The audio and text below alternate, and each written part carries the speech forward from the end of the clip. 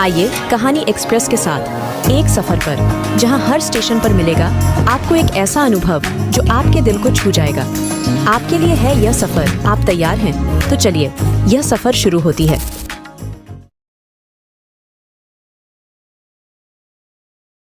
हाँ, मुझे मोहब्बत है उससे, सतीश बहुत जोर से चिल्लाया। ये सुनकर सावी तो जैसे किचन में जमकर पत्थर की मूरत बन गई। चाय का कप उसके हाथ से नीचे गिरकर टूट गया। उसकी सांस बेहद कर्कश स्वर में छाती पीट पीट कर चिल्ला रही थी। सुनते हो सतीश, क्या कह रहा है? बदतमीज, बद दिमाग, छोकरे, तेरा दिमाग चल गया है। थप्पड़ की आवाज गूंज उठी। सतीश के गाल पर एक झन्नाटेदार थप्पड़ पड़ चुका था। विजय के पापा, ये सब आपकी करनी का फल है। मैं तो इस बेहया को इस घर में नहीं रखना चाहती थी।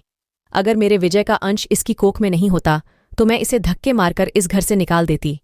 ये मनहूस मेरे एक बेटे को खा गई। अब डायन ने अपने मायाजाल में दूसरे को भी फंसा लिया है। इसकी तो आज मैं अच्छे से खबर लेती हूं। लता ने तेजी से अपने कदम किचन की तरफ बढ़ाए। सतीश ने आगे बढ़कर लता को बीच में रोक लिया। खबरदार, जो सावी को हाथ भी लगाया। अच्छा, तो अब तू भाभी से सावी पर आ गया। कब से चल रहा है ये सब? मैं इसे छोड़ूंगी नहीं। क्या करेगा तू? अपनी मां पर हाथ उठाएगा? सतीश के पापा, जो अब तक बैठकर तमाशा देख रहे थे, उठकर आए और लता को डांट कर खींचते हुए अंदर ले जाने लगे। ये क्या अनाप शनाप बक रही हो? मोहल्ले पड़ोस के लोग सुनेंगे तो क्या कहेंगे? सुनने दो, उन्हें भी तो पता चले तुम्हारी लाडली बहू की करतूत। लता, सीधे अंदर चलो, जगन्नाथ जी ने क्रोध से कहा। लता भुनभुनाकर पैर पटकती हुई कमरे में चली गई। जगन्नाथ जी सिर पकड़कर बरामदे में बैठ गए। अचानक से उन्हें जैसे होश आया। सावी कहाँ है? सतीश किचन के बाहर खड़ा था। वो सब बोलकर उसमें हिम्मत नहीं थी कि वो सावी के सामने खड़ा हो सके। वो जगन्नाथ जी से बिना नजरें मिलाए सिर झुकाकर अपने रूम में चला गया। जगन्नाथ जी किचन में आए, सावी को देखकर हतप्रभ रह गए। सावी किचन में फर्श पर बेहोश पड़ी थी। जगन्नाथ जी ने पानी के छींटे मारकर उसे होश में लाने की कोशिश की, पर वो होश में नहीं आई। वो बाहर आए। उन्होंने सतीश को आवाज दी। सतीश उनकी आवाज सुनकर घबरा गया। दौड़ते हुए आया। सावी को बेहोश देखकर उसके हाथ पैर सुन्न हो गए। सतीश ने सावी को बाहों में उठा लिया और बेडरूम में ले गया। जगन्नाथ जी अपने मित्र डॉक्टर मेहता को फोन करने लगे। डॉक्टर मेहता ने आकर सावी को चेक किया। जगन्नाथ बहू को हॉस्पिटल में एडमिट करना होगा। 6 मंथ्स प्रेग्नेंट, और हालत देखो इसकी कितनी वीक हो गई है। बेचारी विजय की मौत ने इसे तोड़कर रख दिया है। मैंने एम्बुलेंस को कॉल कर दिया है। थैंक यू सो मच, तुम अपने बिजी वक्त के बावजूद यहां आए। सावी को अस्पताल में एडमिट कर दिया था। लता ने तो कसम खा ली थी कि कल की मरती चुड़ैल आज ही मर जाए। मैं तो भूलकर भी उसे देखने नहीं जाऊंगी। सतीश और जगन्नाथ जी दोनों उसका ख्याल अच्छे से रख रहे थे। सतीश के अंदर सावी का सामना करने की हिम्मत नहीं थी, क्योंकि उसे लग रहा था कि उसकी ऐसी हालत का जिम्मेदार वही है। क्यों उसने वो सब बोला? सावी दवाई लेने के कारण गहरी नींद में थी। सतीश उसे चुपचाप देखने लगा। उसका रूप, उसकी मासूमियत, सब कुछ कितना पवित्र था। जब विजय भैया की दुल्हन बनकर वो घर में आई थी तो सब कितना खुश थे। नाते रिश्तेदारों ने, मोहल्ले पड़ोस वालों ने मम्मी को बधाई देते हुए कहा था कि बहुत सुंदर बहू आई है आपके घर में। वो अक्सर मजाक में सावी को कहता कि भाभी, काश आपकी कोई बहन होती तो मैं उसे आपकी देवरानी बनाकर इस घर में ले आता। सावी मुस्कुरा देती, कहती, देवर जी, आपकी दुल्हन मैं ढूंढ कर लाऊंगी। मेरी पसंद हमेशा अच्छी होती है। विजय इंजीनियर थे। सावी से उनकी मुलाकात किसी प्रोजेक्ट के सिलसिले में हुई थी। मुलाकातें बढ़ीं तो विजय ने अपने माता पिता को सावी के घर रिश्ता लेकर भेजा। सावी के माता पिता बहुत अमीर नहीं थे, जैसा सपना विजय की मां लता ने अपने समधियाने का देखा था। उस कसौटी पर साधारण लोग खरे कैसे उतरते? ऊपर से उनकी 2 बेटियां थीं। विजय की मां लता ने अपनी अस्वीकृति जाहिर कर दी। दूसरी भी बेटी है, भाई होता तो और बात होती। तुझे ही उनके परिवार का बोझ उठाना पड़ेगा। इसके विपरीत जगन्नाथ जी को सावी पहली नजर में ही भा गई थी। आगे क्या होगा, इसके लिए अगला भाग प्रस्तुत करूंगी। सावी पर सतीश की बातों का क्या असर हुआ? सावी सतीश का इजहार मोहब्बत सुनकर बेहोश हो जाती है। उसे अस्पताल में एडमिट किया जाता है, जहां डॉक्टर उसकी हालत खराब बताते हैं। सतीश और उसके पिता जगन्नाथ जी अस्पताल में सावी के पास होते हैं। सावी की हालत देख सतीश बेहद दुखी हो जाता है। वो उसकी इस हालत के लिए खुद को दोषी समझता है। उसे वो दिन याद आता है जब सावी उसकी भाभी बनकर उनके घर आई थी। माँ को तो वो कभी पसंद थी ही नहीं, परंतु उसने और पापा ने दिल से उसे अपनी जिंदगी अपने घर में जगह दी थी। अब आगे विजय और सावी के विवाह को 3 साल हो गए थे। 3 साल बाद सावी माँ बन रही थी कि अचानक साइट पर हुए हादसे में विजय की मौत हो गई। फिर तो जैसे उन सबकी जिंदगी बदल गई। विजय की माँ लता ने विजय की मौत का इल्जाम सावी पर मढ़ दिया और उसे मनहूस का तमगा पहना दिया। सावी बिल्कुल खामोश हो गई थी। उसके पापा उसे लिवाने आए तो लता ने उनकी बहुत बेइज्जती की। कहा, अगर इसकी कोख में विजय की आखिरी निशानी न होती तो वह खुद ही इसे धक्के देकर बाहर निकाल देती। सावी को उम्मीद थी कि बच्चा आकर उसकी सांस को बदल देगा। वो इसी उम्मीद के सहारे जी रही थी कि सतीश के शब्दों ने सब कुछ तहस नहस कर दिया। जगन्नाथ जी अस्पताल में सावी के रूम के बाहर सतीश के साथ बैठे थे कि नर्स ने आकर उन्हें बताया कि सावी की हालत अब पहले से बेहतर है। आप लोग उनसे मिल सकते हैं। जगन्नाथ जी थके हुए कदमों से उठ खड़े हुए। चलो सतीश, मुझे काउंटर पर जाकर पेपर्स साइन करने हैं। आप मिल लीजिए। कब तक बचोगे उससे? जब तुमने इतनी हिम्मत की तो अब सामना करो। अगर प्यार करने का जुनून रखते हो तो नफरत सहने की हिम्मत भी रखनी चाहिए। पापा नहीं, अभी नहीं। उसकी आंखों में आंसू उमड़ आए। वो सिर झुकाए चला गया। जगन्नाथ जी ने गहरी सांस ली। वो सावी के पास आकर बैठ गए। उन्होंने उसके सिर पर हाथ फेरा। कैसी हो बेटा? सहानुभूति पाकर उसकी बड़ी बड़ी आंखों में आंसुओं का सैलाब उमड़ आया। उसने हाथ जोड़ दिए, आंखें छलछला आई। पापा, मैंने कुछ नहीं किया, मैंने कुछ भी नहीं किया। जानता हूं बेटा, मैं आपसे और मम्मी जी से कैसे नजरें मिलाऊंगी, विजय को क्या मुंह दिखाऊंगी। पता है पापा, उसके सलोने मुखड़े पर दर्द की लकीरें खिंचाईं। विजय मुझे हर रोज रात सपने में मिलने आते हैं। हम दोनों अपने बच्चे के बारे में बात करते हैं। वो मुस्कुराते हैं, कहते हैं, सावी मैं यही हूं तुम्हारे पास, पर जब से यहां आई हूं पिछले 4 दिनों से नहीं आए। पापा, कहीं विजय भी अपनी सावी को चरित्रहीन। उसकी हिचकियां बंध गईं। सावी बच्चे, मत रो। कहते कहते जगन्नाथ जी खुद बुरी तरह रो पड़े। जवान बेटे को खोने का सदमा बड़ी मुश्किल से बर्दाश्त कर पाए थे। सावी और उसके होने वाले बच्चे को विजय की अमानत के रूप में सहेजने का प्रयास करके अपने दुख भूलने की कोशिश कर रहे थे। सावी के माता पिता पिछले 4 दिनों से अस्पताल में ही थे। सावी की मां अभी घर से उनके लिए नाश्ता लेकर आई थीं। वो जगन्नाथ जी को नमस्कार करके बोली, भाई साहब, मैं बिटिया को अपने साथ ले जाना चाहती हूं। कुछ वक्त हमारे साथ रहेगी तो थोड़ा माहौल बदल जाएगा। पहले सावी ने उनके साथ जाने को मना कर दिया था।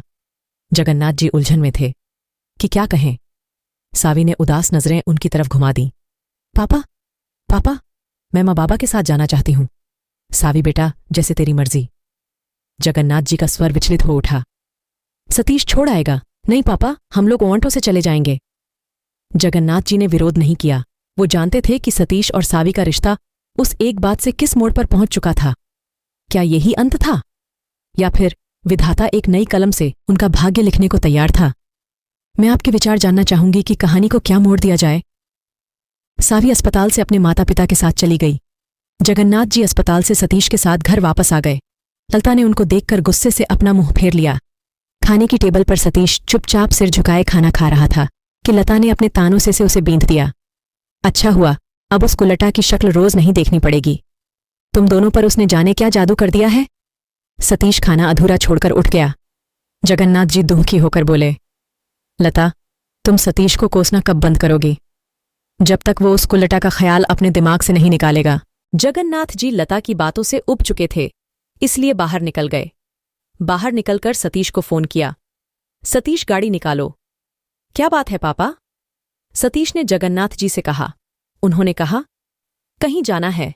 सतीश उन्हें लेकर चल दिया। सतीश, किसी ऐसी जगह ले चलो जहां हम दोनों बात कर सकें, क्योंकि घर पर तुम्हारी मां के रहते कोई भी बात कर पाना असंभव है। घर से दूर एक मंदिर में आकर दोनों बैठ गए। सतीश, उस दिन तुमने जो सावी के बारे में कहा उसका मैं क्या मतलब समझूं? क्या वो सब सच था? पापा, सतीश ने नजरें झुका लीं। कुछ देर तक मौन पसर गया। सतीश की आवाज भारी हो गई थी। हाँ पापा, वो मेरा सच था, पर वो मुझसे नफरत करने लगी है। मैंने उसे खो दिया। मैं तो उसे देखकर जी लेता, पर अब। कुछ देर के लिए मौन पसर गया। सतीश ने गला साफ करते हुए कहा, पापा, अब मैं समझ गया हूं कि सच्चा प्रेम कोई उम्मीद नहीं करता। मुझे उससे कोई उम्मीद नहीं है। जहां कुछ पाने की इच्छा हो वहां प्रेम हो ही नहीं सकता। पापा, मैं सावी के साथ जीना चाहता हूं। मेरे भाई की आखिरी निशानी पर अपने हक को नहीं खोना चाहता हूं। एक मासूम बच्चा जब इस दुनिया में आए तो उसके सिर पर माता पिता दोनों का हाथ हो। मैंने सावी को बेसहारा या कमजोर कभी नहीं समझा। अगर वो इस बंधन के लिए राजी होती तो मेरी खुशकिस्मती होती। सतीश, वो बहुत बड़े दुख को झेल रही है। तुम उससे इतनी जल्दी सामान्य होने की उम्मीद कैसे कर सकते हो? पापा, उस दिन मेरी बात ने सब कुछ खत्म कर दिया। सतीश की आंखें भीग गईं। जगन्नाथ जी उसे सांत्वना देते हुए बोले, मैं खुद चाहता हूं कि सतीश सावी का घर बस जाए। देखते हैं कि मैं क्या कर सकता हूं। वो सावी के पिता को अस्पताल में ही सब कुछ बता चुके थे। अगले दिन जगन्नाथ जी ने सतीश को सावी की जरूरत का सामान लेकर उसके मायके भेज दिया। सावी के पिता सतीश के आने की बात से पहले ही वाकिफ थे, इसलिए उसकी मां को लेकर मार्केट चले गए। सतीश हिम्मत जुटाकर सावी के मायके पहुंच गया। सावी बाहर बरामदे ही बैठी हुई थी। मेन गेट खुलते ही उसकी नजरें सतीश पर पड़ी। वह चौंक गई, उठकर अंदर चली गईं। सतीश ने बड़ी मुश्किल से अंदर आने की इजाजत मांगी। अंदर आकर ड्राइंग रूम में बैठ गया। वह काफी देर तक वेट करता रहा, पर सावी बाहर ही नहीं आई। आज तो बात करनी ही होगी, उसने अपने आप से कहा। वह सीधे उस रूम में पहुंच गया जहां सावी थी। उसे देखकर सावी क्रोध में जल उठी। उसने मुंह फेर लिया। मुझे कुछ कहना है, तुम्हें मेरी बात सुननी ही होगी, सतीश ने धीरे से कहा। मैं तुमसे प्यार करता हूं, ये बेकार की बकवास मैं नहीं सुन सकती। वो क्रोध से कांप उठी। तुम्हारे मन के पाप को तुम अपने पास रखो। अपनी भाई की बीवी के लिए ये शब्द कहते हुए तुम्हें जरा सी भी शर्म नहीं आई। जो तुम चाहते हो वो कभी नहीं हो पाएगा। तुमने मुझे सबकी नजरों में गिरा दिया। मैं तुम्हें चाहता हूं। मैं अपने भाई के बच्चे को पूरे अधिकार के साथ अपनाना चाहता हूं। इसमें गलत क्या है? मुझे तुमसे कुछ नहीं चाहिए। तुम पूरी जिंदगी मुझसे नफरत करना। मुझे शरीर का रिश्ता नहीं चाहिए। न प्यार की उम्मीद करूंगा, न कोई जिद, न जबरदस्ती। मैं जानता हूं प्यार मैंने तुमसे किया है, तुमने मुझसे नहीं। वक्त जितना चाहे उतना ले लो। इस बंधन में कोई जबरदस्ती नहीं होगी, पर मेरी जिंदगी में अब तुम्हारे अलावा कोई और नहीं आएगी। तो ये जिद और जबरदस्ती नहीं तो और क्या है? सावी क्रोध से उबल पड़ी। ये प्यार है और कुछ नहीं। मैं अपने बच्चे को अकेले पालूंगी। मुझे किसी की आवश्यकता नहीं है, पर बच्चे को पिता की जरूरत होगी। मैं बच्चे को चाहे जितना भी प्यार दूंगा, पर मेरे किसी और से विवाह करने पर दूरियां आ जाएंगी। अगर तुम हां कर दोगी तो जिंदगी आसान हो जाएगी। मैं तुमसे कभी कुछ नहीं चाहूंगा। कुछ भी नहीं, सतीश उठकर जाते हुए बोला। वक्त आगे बढ़ चुका है। 6 साल बीत चुके हैं। जगन्नाथ जी और लता सतीश को समझाकर थक चुके हैं, पर सतीश खामोश रहता है। मां के झगड़ा करने पर उसने कहा कि उस पर ज्यादा दबाव डाला तो वो घर छोड़कर चला जाएगा। सावी अब अकेले रहती है, मल्टीनेशनल कंपनी में कार्यरत है। उसका एक बेटा है, उसका नाम समर्थ है। आज स्कूल में पेरेंट्स मीटिंग है। मम्मा पापा कब आएंगे? वो हमारे साथ क्यों नहीं रहते? रोज आते हैं आप, उन्हें बोलो ना यहीं रहें। गाड़ी की आवाज सुनकर समर्थ बाहर भाग गया।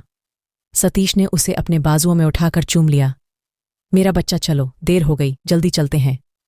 तीनों स्कूल चले गए। वापस लौटते हुए सतीश ने समर्थ को उसकी फेवरेट चॉकलेट आइसक्रीम दिलाई। सावी के लिए केसर कुल्फी ली। समर्थ हमेशा गाड़ी में उसके साथ आगे बैठता है। फिर दोनों बहुत बातें करते हैं। सावी पीछे बैठकर दोनों की बातें सुनती रहती है। सतीश सावी के कुछ भी पूछने संक्षिप्त उत्तर देता है। बातचीत ना के बराबर है। घर के बाहर पहुंचकर सतीश ने समर्थ को गोद में उठाया। चलो पापा को बॉय कहो। उसने उसका माथा चूम लिया। समर्थ मचल उठा। पापा नहीं, आज नहीं जाना। पापा प्लीज। मैं कल आऊंगा मेरे बच्चे। आज पापा को बहुत जरूरी काम है। आप रोज ऐसे ही कहते हो। वो गोद से उतरकर मुंह फुलाकर चला गया। सतीश गाड़ी में बैठ रहा था। सावी पीछे से बोली, मुझे तुमसे कुछ बात करनी है। सतीश रुक गया, पर उसकी तरफ पीठ करके, मेरा सामना नहीं कर सकते और प्यार करने का दावा करते हो। सतीश खामोश रहा। कुछ कहते क्यों नहीं? मांजी ने मुझे कहा है कि मैं तुमसे तुम्हारी शादी के बारे में बात करूं। मेरी वजह से तुम्हारी जिंदगी बर्बाद हो रही है। इस गिल्ट से मैं मर जाऊंगी। सतीश चुपचाप खड़ा रहा। सावी उसके आगे आकर खड़ी हो गई। कब तक मेरे लिए रूके रहोगे? सतीश, मुक्त कर दो मुझे। मैंने तुम्हें किसी बंधन में नहीं बांधा है। तुम हमेशा आजाद थी हो और रहोगी। अगर मैं किसी और से शादी कर लूं तो तब तो तुम शादी करोगे ना? मैंने तुमसे कोई उम्मीद नहीं की है, सिर्फ प्यार किया है, बिना शर्त। तुम्हारी जिंदगी तुम्हारी है, तुम जो चाहे करो। मैं यहां केवल समर्थ के लिए आता हूं और जो मुझे तुम्हारी आंखों में खुद के लिए महसूस होता है, उसे कैसे छिपाओगे? बोलो सतीश। सावी का गला भर आया। मैं जिससे शादी करूंगी समर्थ को वो अपना लेगा। तुम समर्थ की चिंता छोड़ दो। कोई बात नहीं, समर्थ खुश रहेगा तो मैं भी खुश रहूंगा। जिंदगी में सब कुछ जीत कर ही पाया नहीं जा सकता। मैं हार कर भी खुश हूं। अच्छा, मैं चलता हूं, देर हो रही है। सावी रोते हुए दौड़कर उसके सीने से लग गई। सतीश, मुझे माफ कर दो। मैंने तुम्हारा दिल बहुत दुखाया है। प्यार करने वाले बहुत होते हैं, पर निस्वार्थ प्यार करने वाला हर किसी की किस्मत में नहीं होता। सतीश ने उसे अपनी बाहों में समेटकर उसका माथा चूम लिया। सावी उसके सीने में मुंह छिपा लिया। दोनों के बीच का अनकहा बंधन आज प्यार के बंधन में तब्दील हो चुका था। पूरी वीडियो देखने के लिए आपका बहुत बहुत धन्यवाद। अगर आपको हमारी कहानियां पसंद आ रही हैं तो वीडियो को लाइक करें और हमें आपकी मदद की बहुत ज़रूरत है। हमारे चैनल में सब्सक्राइबर बहुत कम है, तो हमारे साथ जुड़िए, हमारे चैनल को सब्सक्राइब करिए। इससे हमें और भी अच्छे अच्छे कहानियां बनाने के लिए मोटिवेशन मिलेगी और आप और बेहतरीन कहानी सुन पाएंगे। आप और भी बेहतरीन शानदार कहानियां सुनना चाहते हैं तो हमारे चैनल कहानी एक्सप्रेस को सब्सक्राइब करना ना भूलें। धन्यवाद।